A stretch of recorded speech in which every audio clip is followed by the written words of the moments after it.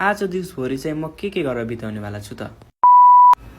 All right guys, alright, welcome back to my mini vlog. I hope हजुरलाई सन्चै छ र म पनि सन्चै छु। आज चाहिँ मौसमले हल्का च्यालेन्ज हानिरहेको छ नि त, सो पानी परिरहेको छ, त्यही भएर म चाहिँ लाग्यो बाहिर, यसो बाहिर हेरिरहेको थिएँ। बाहिर गएर यसो खुर्सानी हेरेको, टक्क खुर्सानी चाहिँ एकदम हरियो देखिरहेको छ, तर राम्रो भएन होइन। पहिला चाहिँ गर्मी थियो नि त, सो धेरै गर्मी भएको कारणले म चाहिँ लाग्यो अहिले चाहिँ छतमा, र छतमा गइसकेपछि यता ओरा आएको त टक्क लाएर हरियो देख्छु। ओ माइ गड, कस्तो खतरा बनाउनु भएको के करेसाबारी होइन, चट्ट हरियो छ सबैतिर। अनि त्यसपछि म चाहिँ यसो घुमिरहेको थिएँ त्यहीँ यसो वरिपरि, अनि टक्क मैले सम्झेँ कि होमवर्क गर्नु छ।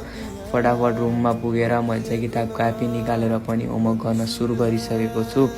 सो होमवर्क गर्दा पनि भइसक्यो होमवर्क, अनि चाहिँ भोक लागेको थियो। सो टाइम हेरेको पनि टाइम पनि धेरै भइसकेको छ, 3:30 भइसकेको छ टाइम।